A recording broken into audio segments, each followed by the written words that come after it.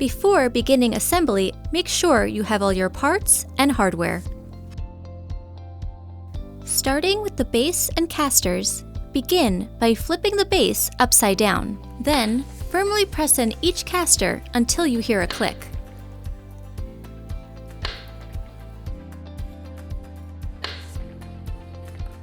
Flip the base to the upright position.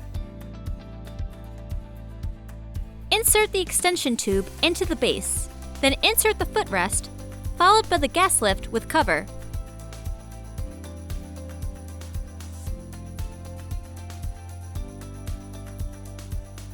Loosen the knob on the seat cushion. Then insert the backrest into the slot. Firmly tighten the knob on the seat cushion. Next, we will attach the armrest. Attach the arms with a Phillips screwdriver and the included M628 arm screws.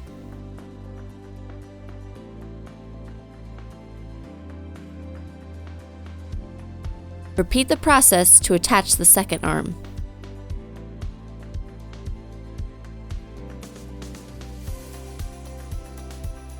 Firmly place your seat onto the gas lift.